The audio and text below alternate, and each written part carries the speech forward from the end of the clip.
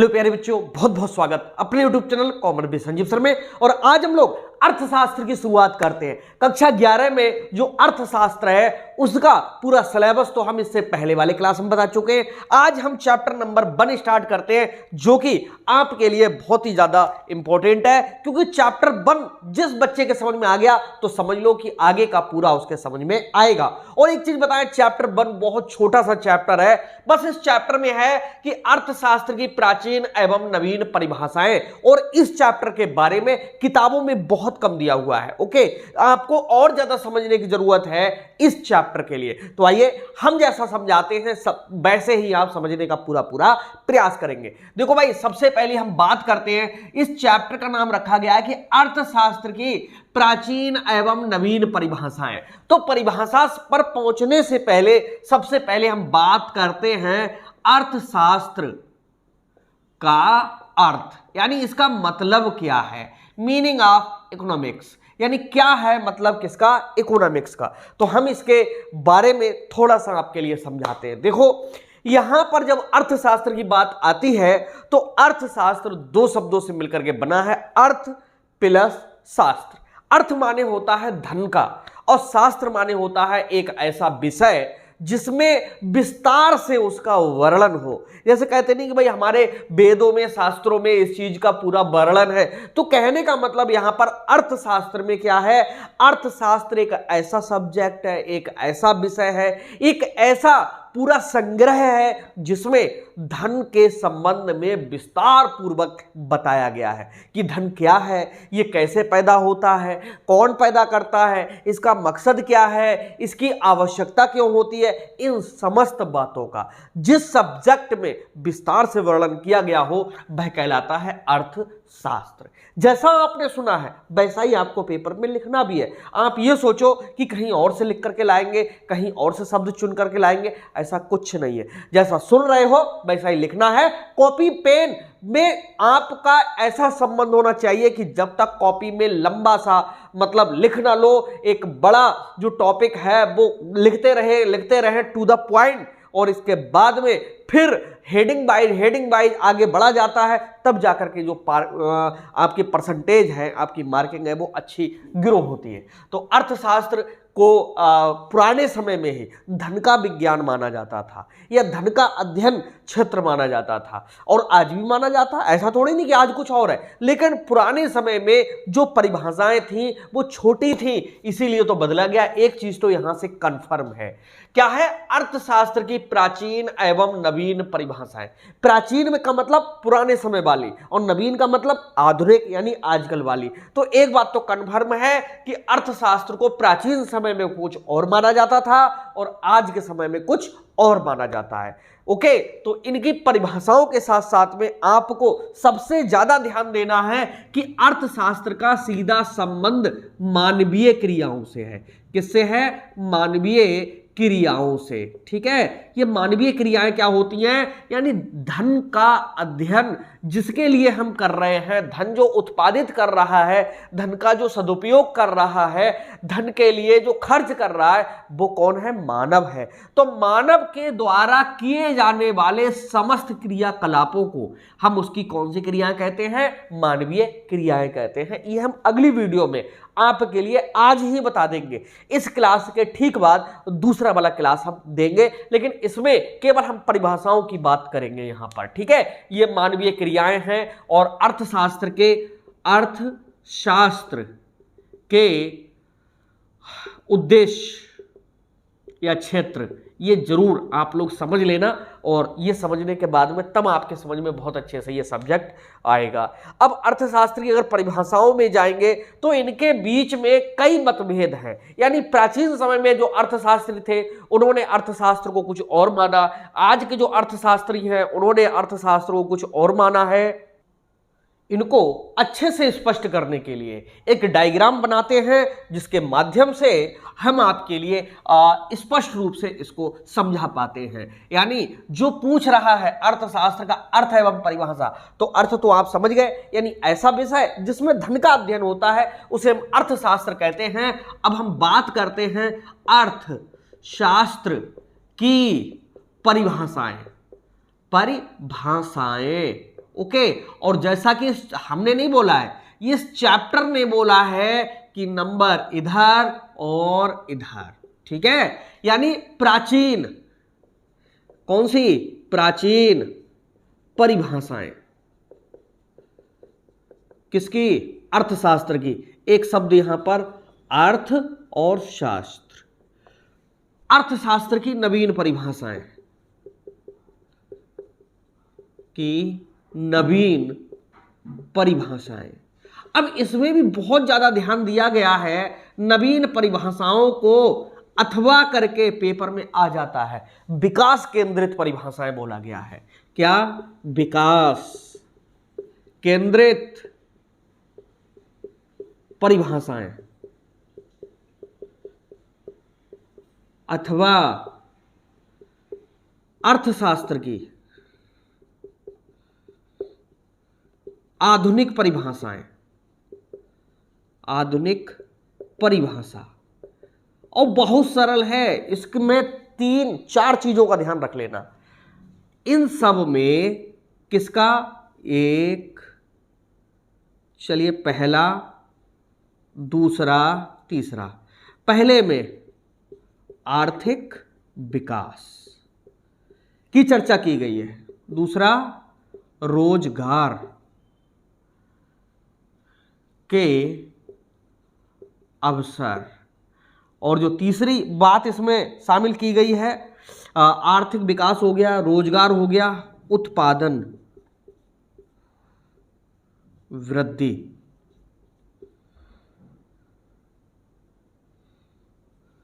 करना, ठीक है। जिसमें ये 3 चीजें हैं, यानी किसी भी देश के जिसमें आर्थिक विकास का पूरा वर्णन हो, जिसमें रोजगार के अवसरों को शामिल किया जाए, ठीक है, और इसके साथ साथ में समाज का उत्थान भी इसी में सम्मिलित है, इन परिभाषाओं में शामिल किया गया है।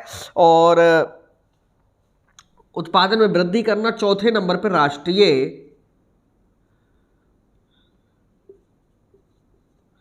आय में वृद्धि, इसको भी शामिल करेंगे। तो जब आज की दृष्टि से देख रहे हैं तो हमें ये चीज मिल रही देखने के लिए, क्या? कि हमारे देश का आर्थिक विकास कैसे होगा, रोजगार के अवसर हमारे देश में कैसे कैसे पैदा होंगे, उत्पादन में वृद्धि कैसे होगी, उत्पादन के साधनों का सदुपयोग कैसे होगा, जो कि एक निश्चित मात्रा में दिए हुए हैं। तो जहां पर इस तरह की परिभाषाएं हैं, ये चीजें जिसमें शामिल हैं, वो हमारी कहलाती हैं अर्थशास्त्र की नवीन परिभाषाएं, अर्थशास्त्र की विकास केंद्रित परिभाषाएं, अर्थशास्त्र की आधुनिक परिभाषाएं। इसमें यह चीज दिया हुआ है, ओके। और प्राचीन समय में जो दिया हुआ था वो अलग था। तो नवीन परिभाषाओं को याद करना बहुत आसान है, यानी वे परिभाषाएं जो अर्थशास्त्र में विकास केंद्रित हैं, अर्थशास्त्र की आधुनिक परिभाषाओं के नाम से जाने जाती हैं या नवीन परिभाषाएं हैं। इनमें देश का आर्थिक विकास, रोजगार, उत्पादन वृद्धि, राष्ट्रीय आय में वृद्धि और उत्पादन के साधनों का सदुपयोग, इन पर विशेष रूप से बल दिया गया है, इनका पूरा ध्यान रखा गया है।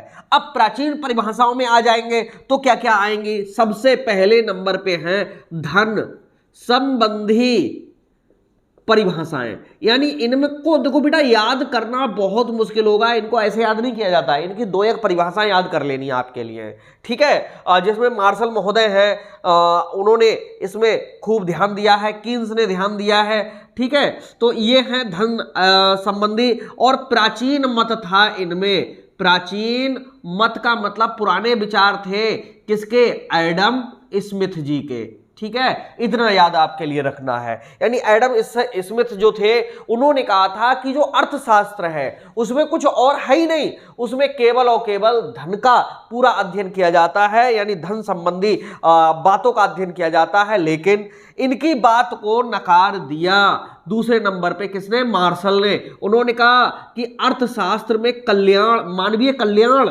की पूरी बात की गई है। तो कल्याण संबंधी, क्या मानवीय कल्याण लिखे यार पूरी, मानवीय कल्याण संबंधी परिभाषाएं, ये बात जो कही थी ये मार्शल महोदय, प्रोफेसर मार्शल महोदय ने कहा था, ठीक है।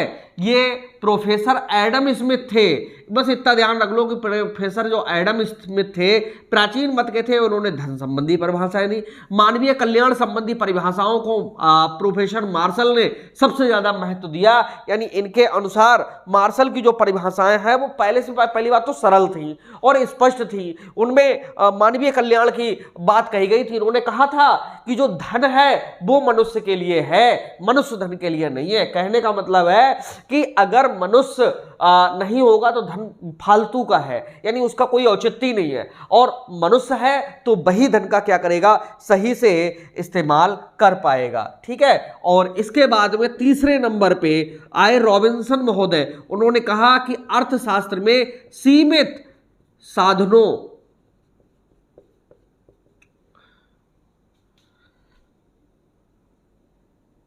के संबंध या सीमित साधन संबंधी परिभाषाएं, सीमित साधनों के संबंध में परिभाषाएं, ये बात कही थी किसने, रॉबिन्स ने।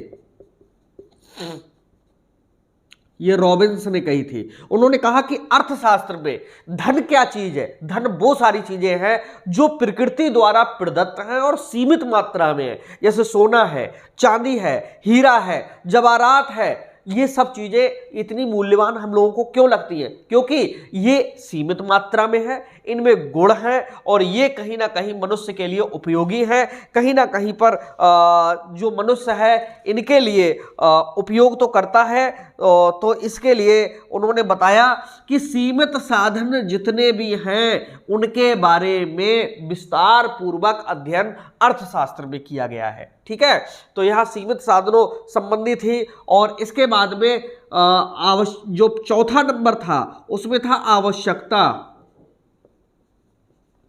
विहीन, आवश्यकता विहीन, अच्छा विहीनता लिखो, संबंधी परिभाषाएं। तो इतना इनका महत्व नहीं था चौथे नंबर वालों का, लेकिन यहां पर सबसे ज्यादा और सबसे ज्यादा इन दो के बारे में हर बच्चे को पता होना चाहिए और आधुनिक परिभाषाओं के बारे में पता होना चाहिए। अब अर्थशास्त्र को बहुत अच्छे से समझने के लिए इसी वीडियो के डिस्क्रिप्शन में हम एक और वीडियो दे रहे हैं, उसको जरा समझिएगा। 18 से 20 मिनट की वीडियो है और उसके लिए जब अच्छा समझ लोगे तो समझ लो कि पूरा अर्थशास्त्र समझ में आ जाएगा। तो इसकी केवल परिभाषाएं ही नहीं समझनी है, बल्कि असलियत में अर्थशास्त्र है क्या, ये अगले क्लास में आपके लिए मिलेगा। ये क्लास यहीं तक। तो कैसा लगा, मतलब क्या है मीनिंग ऑफ इकोनॉमिक्स, यानी क्या है मतलब किसका, इकोनॉमिक्स का। तो हम इसके बारे में थोड़ा सा आपके लिए समझाते हैं। देखो यहां पर जब अर्थशास्त्र की बात आती है तो अर्थशास्त्र दो शब्दों से मिलकर के बना है, अर्थ प्लस शास्त्र। अर्थ माने होता है धन का और शास्त्र माने होता है एक ऐसा विषय जिसमें विस्तार से उसका वर्णन हो।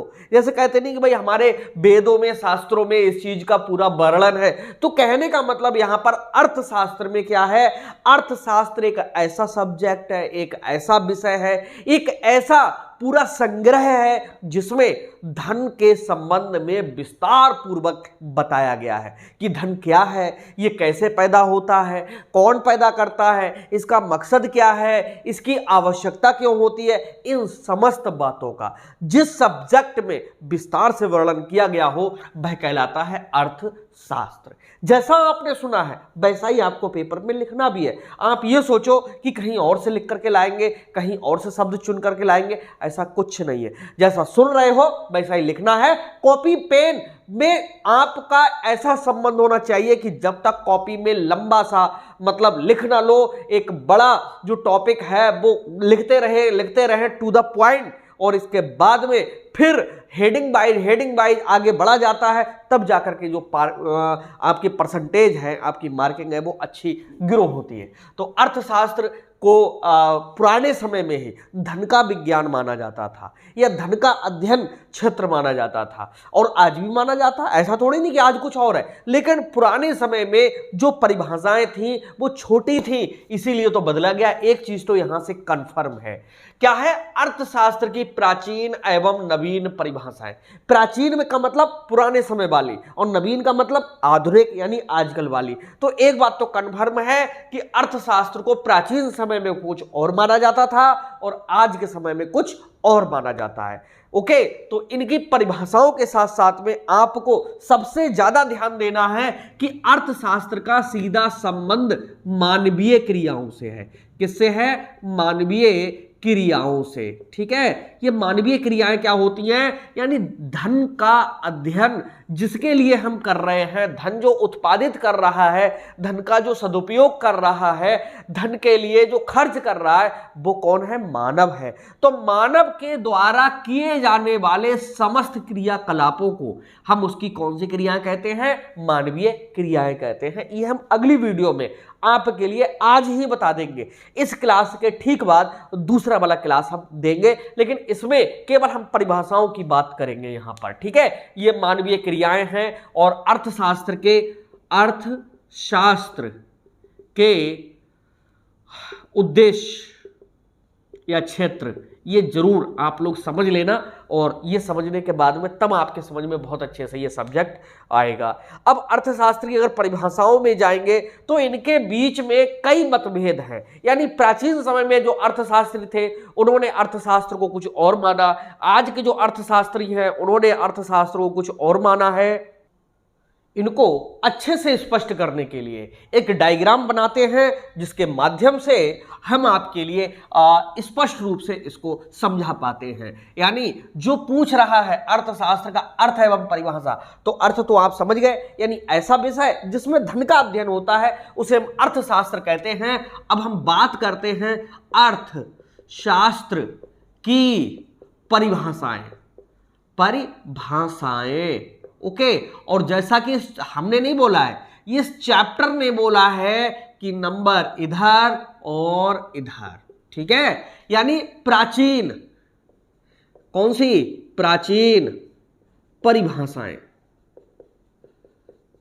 किसकी? अर्थशास्त्र की। एक शब्द यहां पर अर्थ और शास्त्र। अर्थशास्त्र की नवीन परिभाषाएं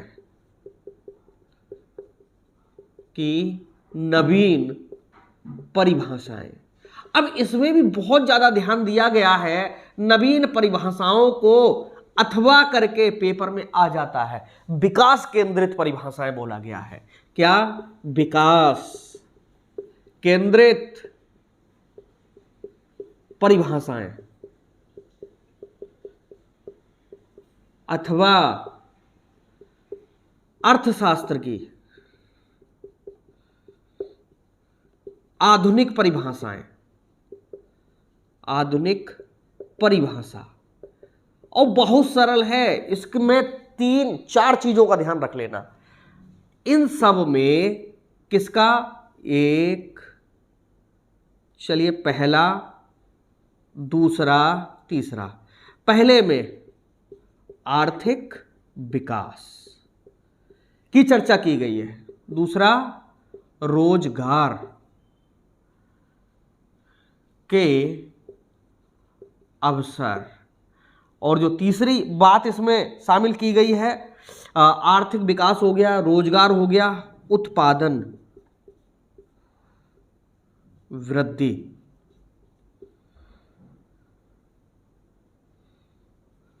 करना। ठीक है, जिसमें ये 3 चीजें हैं, यानी किसी भी देश के जिसमें आर्थिक विकास का पूरा वर्णन हो, जिसमें रोजगार के अवसरों को शामिल किया जाए। ठीक है, और इसके साथ साथ में समाज का उत्थान भी इसी में सम्मिलित है, इन परिभाषाओं में शामिल किया गया है।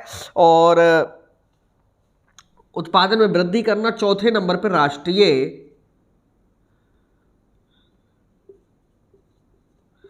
आय में वृद्धि, इसको भी शामिल करेंगे। तो जब आज की दृष्टि से देख रहे हैं तो हमें ये चीज मिल रही देखने के लिए, क्या कि हमारे देश का आर्थिक विकास कैसे होगा, रोजगार के अवसर हमारे देश में कैसे कैसे पैदा होंगे, उत्पादन में वृद्धि कैसे होगी, उत्पादन के साधनों का सदुपयोग कैसे होगा, जो कि एक निश्चित मात्रा में दिए हुए हैं। तो जहां पर इस तरह की परिभाषाएं हैं, ये चीजें जिसमें शामिल हैं, वो हमारी कहलाती हैं अर्थशास्त्र की नवीन परिभाषाएं, अर्थशास्त्र की विकास केंद्रित परिभाषाएं, अर्थशास्त्र की आधुनिक परिभाषाएं। इसमें ये चीज दिया हुआ है। ओके, और प्राचीन समय में जो दिया हुआ था वो अलग था। तो नवीन